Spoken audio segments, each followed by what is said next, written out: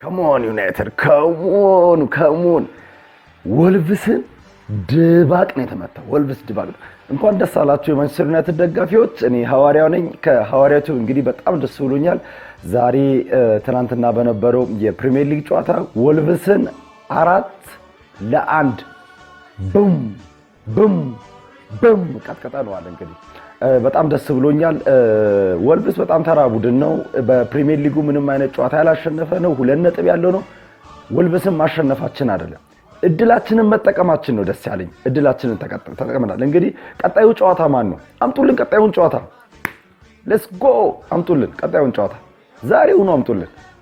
ወልቭስን ደግሞ በየሳምንቱ ከወልቭስ ጋር ጫውቱ።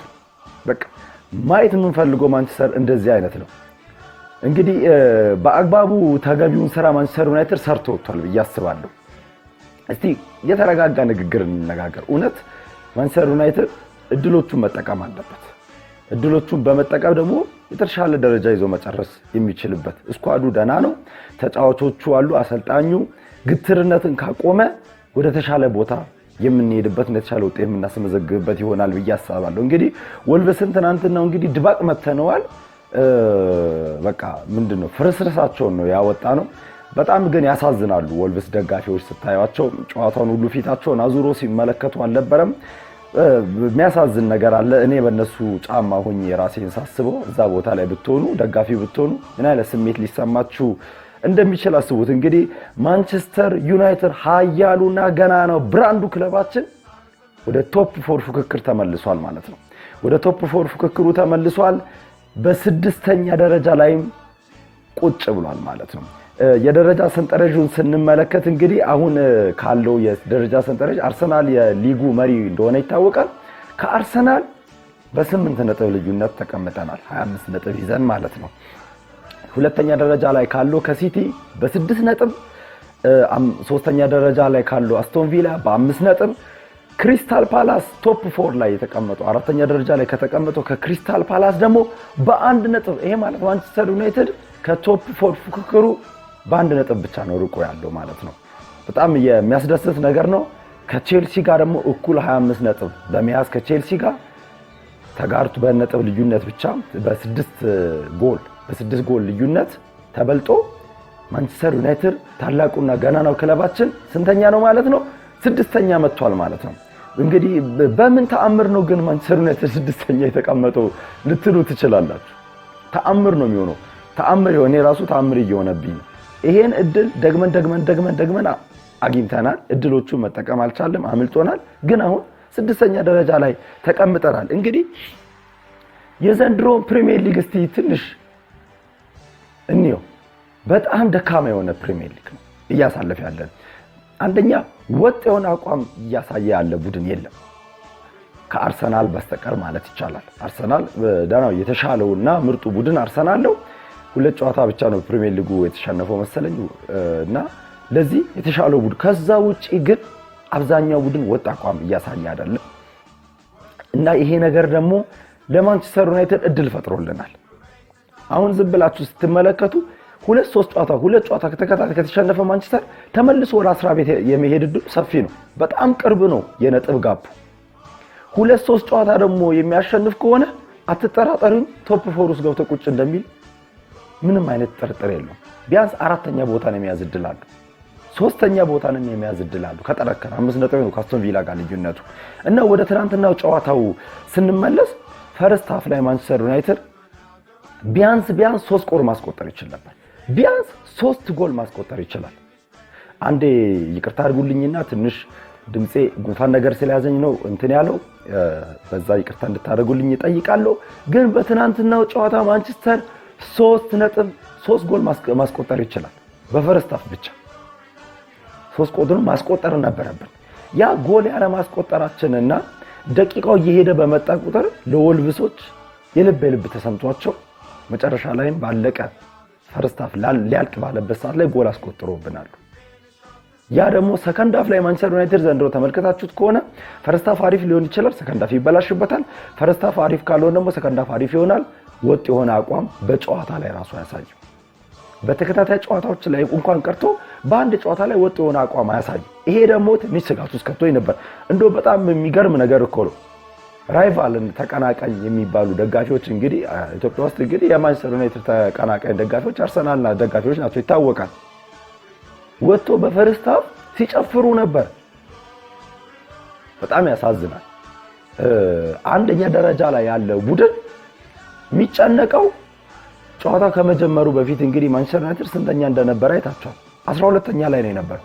12ኛ ያለ ቡድን ነው የሚያስጨንቃቸው። ያቃሉ በህይወታቸው በሙሉ ደስታቸውን ስንነጥቅ ያልሆናቸው እኛ ነው። ደስታቸውን በፈርጉሰን ጊዜ ጀምሮ ማለት ነው ደስተኛ እንዳይሆኑ በህይወታቸው አርገናቸዋል። ለምን? ያን ነገር ስለሚያውቁ ተመልሰን ወደ ኃያልነታችን ከመጣን ምን ያክል ፈተና እንደምንሆንባቸው ስለሚያውቁ ያን ነገር ስለማይፈልጉት ሲቋጥሩ ነበር። ግን መቋጠራቸው ምንም ውጤት አላመጣም። ወልቭስ ደካማው ቡድን ነው፣ ማሸነፍ ይጠበቅብን ነበር። እንደውም 7-8 ጎል ማግባት ይጠበቅብን ነበር በጨዋታው እና አጠቃላይ ሰከንድ ሃፉን ደግሞ ስንመለከት ሰከንድ ሃፉ ላይ አሞሪም ትክክለኛ ስራ ነው የሰራው። በቃ ትክክለኛ የመልበሻ ክፍል ንግግር አድርጎ ነው የላካቸው። ቡድኑ እንደወጣ በጣም ኢንቴንሲቭ ነበረ። ኳሱን ተቆጣጥሯል። ቶሎ ቶሎ ሙከራዎችን እያደረገ ነበር። ያ ደግሞ ወደ ፍሬ አፍርቶ ኢምቤሞ የሚገርም ጎል አስቆጥሯል። የሚገርም ጎል ወዲያው ብዙም ሳይቆይ ማውንት አስቆጠረ። እንግዲህ አራተኛው ጎል እንደተመለከታችሁት ነው። ያው ጫና ፈጥረን በአማድ የተገኘችና ብሩኖ የለወጣት ለብሩኖ ደግሞ በጨዋታው ሁለተኛ ጎል የነበረች ጎላት ጎሏን አስቆጥረናል ማለት ነው። ፈርስት ሃፍ ላይም ያው ጫና በፈጠርንበት ሰዓት ላይ ብዙ ጎል ማስቆጠር ይገባን ነበር፣ ግን ያው ብሩኖ ያችን ኳስ አስቆጥሯል። እሱም ጫና የመፍጠራችን ውጤት ነው ማለት ነው። እንግዲህ ማንቸስተር ዩናይትድ ደጋፊዎች እስካሁን አድቫንቴጆቻችንን እየወሰድን አልነበር። ተከታታይ ሳምንት ጨዋታዎች ፕሪሚየር ሊጉ አመቻችቶ ፕሪሚየር ሊጉ ራሱ ፕሪሚየር ሊጉ ፕሪሚየር ሊጉ የሚያስተዳድረው አካል ሳይሆን ራሱ የጨዋታው ሂደት አመቻችቶ ኖ ቶፕ ፎር ተፎካከሩ ያለ እድል ሲሰጠን ነበር። ያን እድል ግን መጠቀም አልቻለም። አድቫንቴጅ መውሰድ አልቻለም። ለምሳሌ ከዌስትሃም ጋር ከኤቨርተን ጋር አመቻችቶ እድል ሰጥቶናል። በ10 ሰው አመቻችቶ እድል ሰጥቶናል። መጠቀም አልቻለበት። ከዌስትሃም ጋር አመቻችቶ እድል ሰጥቶናል። ዌስትሃምን ድባቅ መምታት ይችላል ነበር። ቡድኑ ግን ተለሳልሶ ያን እድል አሳጥቷል። አሁንም በዚህ ሳምንት ከወልቭስ ጋር እድል ሰጥቶናል። ይሄኛውን እድል ግን መጠቀም ችለናል። አድቫንቴጃችንን ግራብ ማድረግ ችለናል። ይሄ ትልቅ ነገር ነው። ከማንቸስተር ዩናይትድ ከትልቅ ክለብ የሚጠበቅ ነገር ይሄ ነው። እድሎችን መውሰድ አለበት ተጋጣሚ ማንንም ይሁን። ምክንያቱም ማሸነፍና መጫወት የምትችለው ከፊት ያለውን ጨዋታ ብቻ ከፊታችን ያለውን ጨዋታ ብቻ ነው ፕሪፎርም ማድረግ የምንችል ውጤት ማምጣት የምንችል ማንንም ይሁን ተጋጣሚ ትልቅም ይሁን ትንሽም። ለዚህ አድቫንቴጃችንን ወስደናል። አሁን ግን በአግባቡ አድቫንቴጃችንን መውሰዳችንን የምናሳየው በቀጣይ ጨዋታዎች ላይ ይሄ አድቫንቴጅ ተወስዷል። ቀጣይ ላይ ግን ምን ማድረግ አለብን የሚለውን እናያለን። እንግዲህ ማን ኦፍ ዘ ማች ለኔ ሜሰን ማውንት ነበር። ሜሰን ማውንት በጣም ድንቅ ነበር። በቃ በየቦታው ነበር የምታገኙት። በጣም እንቅስቃሴ ነው። ሜሰን ማውንት ደግሞ በጣም የሚያስደንቀኝ ምንድነው የሚያገኛቸውን ኳሶች በአግባቡ ያቀብላል። እኛም ብሩኖ ጋር ብዙ ጊዜ የሚያስጠላኝ ሆሊውድ የሆነ ፓስ ነው። በቃ ቅንጦት የበዛበት በቃ ሻርፕ የሆነ አንዴ ገዳይ የሆነ ፓስ ማሳለፍ ይፈልጋል። ያ ደግሞ ከ10 ሁለቱ ሊሳካ ይችላል፣ 8ቱ ላይ ሊሳካ ይችላል። ያ 8 የሚቋረጥ ኳስ ግን ቡድንን ተመልሶ ወደ ማስጠቃት ውስጥ ነው የሚያስገባው። የተሻለ ቡድን መጠቀም የሚችል ቡድን ሲሆን ጫና ያረክባል። ብሩኖን ብዙ ጊዜ የሚያናድደኝ በዛ ነው። ሲሳካ ግን ያ ነገር አሁን ለምሳሌ ለማውንት የሰጠ ኳስ ሲሳካ ዋው የሚያስብል ካልተሳካ ግን ቡድንን ይጎዳል። ሜሰን ማውንት ግን የሚጫወተው ጨዋታ እንዴት ያስደስታል! ጠቅ ነው የሚያደርገው። በቃ ኦርኬስትራ በሉት ሜዳ ውስጥ ያለ ኦርኬስትራ እንደ ሜሰን ማውንት ተጫዋች 6 ቁጥር ላይ ያስፈልገናል። ፈጣን የሆነ አቅም ያለው ሜዳውን ቦክስ ተቦክስ ማካለል የሚችል ኳስን ደግሞ ዝም ብሎ መለጋት ሳይሆን ኦርኬስትሬት ማድረግ የሚችል 6 ቁጥር ላይ ይሄ ቡድን ይፈልጋል። እንግዲህ በጨዋታው ብሩኖ ፈርናንዴሽ በጣም ምርጥ ነበር። እንደውም ዩናይትድ ስታንድ ላይ በ45% ማን ኦፍ ዘ ማች የሰጡት ደጋፊዎች የሰጡት ለብሩኖ። እኔ ለማውንት ብሰጥም ብሩኖ ማን ኦፍ ዘ ማችነቱን ወስዷል። ብሩኖን እንግዲህ በጣም ተጽዕኖ ፈጣሪው ተጫዋች ብየዋለሁ በትናንትና ጨዋታ። ምክንያቱም ይሄ የተፈጠረበት ምክንያት ቢኖርም ብሩኖ በትናንትና ጨዋታ እንግዲህ 2 ጎል ያስቆጠረ ሲሆን 1 አሲስት አድርጓል። እንግዲህ በዚህ ጨዋታ ምን ማድረግ ነበረበት ብሩኖ ከዚህ በላይ ካላችሁኝ ምንም ማድረግ አይችልም። በዚህ ጨዋታ ማድረግ ያለበትን ነገር ሁሉ ግን አድርጓል። ግን ጠንካራ ያለ ተጫዋች ቡድን ቢሆን ይሄን ያደርግ ነበር ብላችሁ ብትጠይቁኝ ግን አይመስለኝም።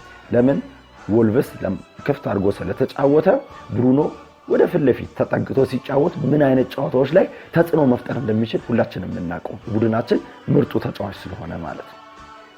ግን ያለ ቦታው እየተጫወተ ስለሚገኝ ብዙም ጀጅ ልናደርገው አይችልም። ማቲያስ ኩኛ ግን አሪፍ አልነበረም በጨዋታው ላይ። ማቲያስ ኩኛ በጣም ይጥራል፣ ይሞክራል። በጣም መጣሩና መሞከሩ ደግሞ ጥሩ እንዳይሆን እያደረገው በራሱ ይሄ በቃ ማግኒፊሰንት የሆነ ነገሮችን በራሱ ለማድረግ ይሞክራል። ያ ነገር ሳይሳካ ሲቀር ግን እሱን እንደ መጥፎ ተጫዋች ያሳያል። አሁን ቅድም ማውንትን ሳደንቅላቸው የነበረው በዛ ነው። ማውንት ሲምፕል የሆነ ነገር ቀላሉን ነገር ነው ማድረግ የሚፈልገው። ሲምፕል ታች ፓስ ታች ፓስ ፓስ ፓስ ታች አንድ ሰው ማለፍ ፓስ በቃ ቀላሉን ነገር ኳሷ በተገቢ ሁኔታ ለቀጣዩ ስቴፕ እንድትሸጋገር ነው። ሪሳይክል መደረግ ካለባትም ሪሳይክል ያደርጋል።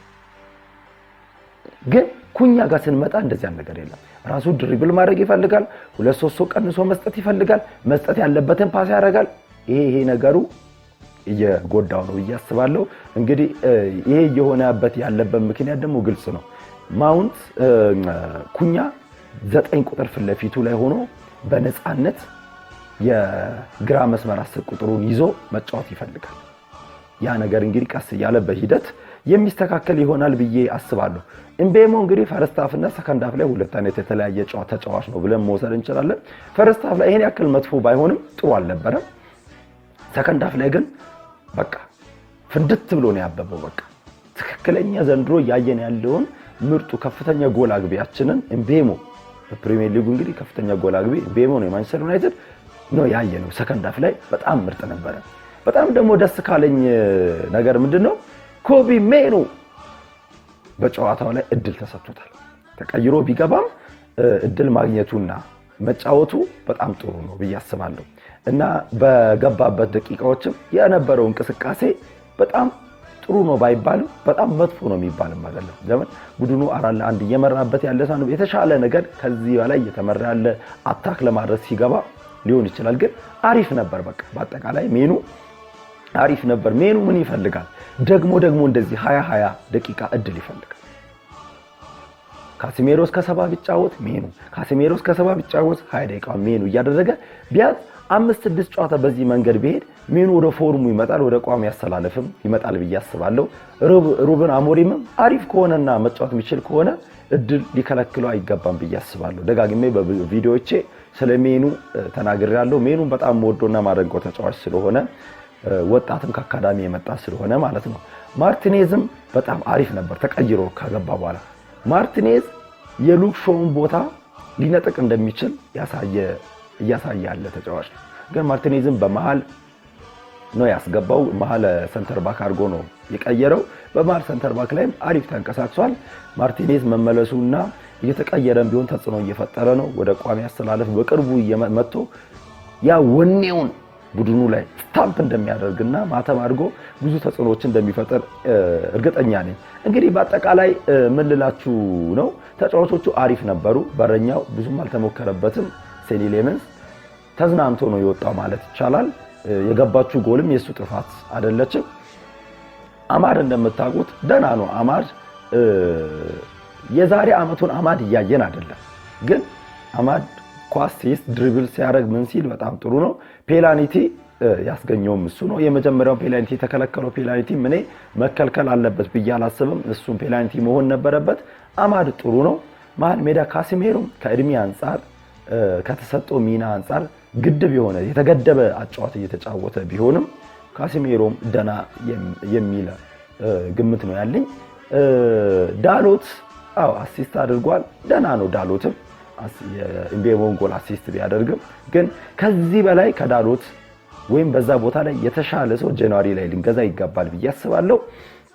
ለምን ሩበን አሞሪም በዶርጉ ብዙም እምነት እየሰጡና ብዙም እምነት እያደረጉ አይደለም። ያ ነገር ደግሞ የዶርጉን ኮንፊደንስ እየሸረሸረው ነው። ትናንት ቀይሮ ከገባ በኋላ ዶርጉ ይሄን ያክል ጥሩ ሲንቀሳቀስ አልተመለከትኩትም። ሉክሾም ደና ነው። በጣም ግን ያስደነቀኝ ማን ነው? ኤደን ሄቨን ዋው! ቀጣዩ ሪዮ ፈርዲናንድ ብየዋለሁ። ኤደን ሄቨን ባይ ዘ ዌይ ለዚህ ሲስተም በቃ ዲዛይን የተደረገው የተሰራ ተጫዋች ነው። እድል ኮንፊደንስ ካገኘ ለዚህ ሲስተም ምክንያቱም ኤደን ሄቨን እንደምናውቀው ከአርሰናል በ1 ሚሊዮን አካባቢ የገዛ ነው ምርጥ ታለንት ተጫዋች ነው። ይሄ ተጫዋች መሃል በሩበን አሞሪም ሲስተም ሰንተር ባኩ ላይ ከሶስቱ መሃል ላይ የሚሰለፈው ወደፊት እየመጣ መሃል ሜዳውን 6 ቁጥሮቹን እንዲያግዝ ይጠበቃል። ያን ደግሞ ለማድረግ ኤደን ሄቨን ምርጡ ተጫዋች ነው። እድልና ኮንፊደንስ ብቻ ነው የሚፈልገው። ታዩኛላችሁ ይሄን ተጫዋች ፕሪሚየር ሊጉ ላይ ካሉ ከተባሉ ምርጥ ሰንተር ባክ ከዮሮ የተሻለው ምርጡ ተጫዋች ኤደን ሄቨን ይሆናል ብዬ ግምቴን እኔ ካሁኑ አስቀምጣለሁ። ወደፊት በጣም ምርጡ ታለንት አንዱ እሱ ነው። እንግዲህ ወደ ፊት ለፊት መስመር ላይ ስናያቸው ማውንት በጣም ምርጥ ነበር ብያቸዋለሁ። ኤምቤሞ ፈርስት ሃፍ እና ሰከንድ ሃፍ እንዳያችሁት ነው። ሰከንድ ሃፍ በጣም ምርጥ ነበር፣ ጎልም አስቆጥሯል። ሁለተኛውን ጎል ያስቆጠረው እሱ ነው። ኩኛ ነው የተስተካከለና አሪፍ እየሆነ ይመጣል ብዬ በእርግጠኝነት ልነግራችሁ ፈልጋለሁ። እንግዲህ አሪፍ ነገር ላይ ነው የምንገኘው። ወልቭስን ማሸነፍ ማለት ፕሪሚየር ሊጉን ወይ መብላት ወይ ሻምፒዮንስ ሊግን መብላት አይደለም። በጣም ልንደሰትና ኦቨር ልንሄድ አይገባም። ግን ተገቢውን 3 ነጥብ ከንጹህ 3 ጎል ጋር ይዘናል። እንግዲህ አሁን ማንቸስተር ዩናይትድ ቀጥታ ወደ ቶፕ 4 ፍክክሩ ማንም ላይ መልሶ ተቀላቅሏል። ከዚህ በኋላ በራሱ ካልጣለ በስተቀር ማንም ሊጥሉ አይችልም። 6ኛ ደረጃ ላይ ተቀምጠናል። እንግዲህ ሌሎች ክለቦች ስናያቸው ግን ተስፋ ማድረግ እንችላለን። ማንም ቡድን ስፔሻሊ ከአርሰናል ከዛ ከሲቲ ውጪ ማንም ቡድን ብትተማመኑበት አይደለም። አስቶን ቪላም ስኳዱ ሰፊ አይደለም። ክሪስታል ፓላስም እስከመጨረሻው በቶፕ 4 ፍክክር ውስጥ ይሄዳል ብዬ አልጠብቅም። ቼልሲም ወጣ ገባ የሚል አቋም ነው የሚያሳየው። ከኋላ ያሉትም እነ ቶትናም እነ ብራይተን ሊቨርፑልም ቢሆን በጣም ዘንድሮ ሊቸገሩ የሚችሉበት አመት ስለሆነ ማንቸስተር ዩናይትድ በጃንዋሪ ቡድኑን ካጠናከረ ሩበን አሞሪም ድርቅናውን ትቶ ቢያንስ ቡድኑን ፍሉድ ለማድረግ ለመቀላቀል እና ተጫዋቾችን እድል እየሰጠ ሞቲቬት ማድረግ የሚችል ከሆነ ወደ ቶፕ 4 ፍክክሩ በእርግጠኝነት እንደምገባ ባለሙሉ ተስፈኛ ነኝ። ቶፕ 4 ውስጥም የመጨረስ እድላችን ሰፊ ነው። ወደ ዋንጫ ፍክክር እንመጣለን ብዬ የማይሆን ነገር ልነግራችሁ አልፈልግም። ምክንያቱም ለዛ የተዘጋጀና የተሰራ ቡድን የለንም እና በቃ ወደዛ ፍክክር ልንገባ ስለማንችል ማለት ነው። በአጠቃላይ ደስ ብሎኛል። አሪፍ ቦታ ላይ ነው ያለነው። ቀጣዩን ጨዋታ እንግዲህ እንደምናሸንፍ ደግሞ በሙሉ ተስፈኛ ነኝ። ግሎሪ ዩናይትድ ግሎሪ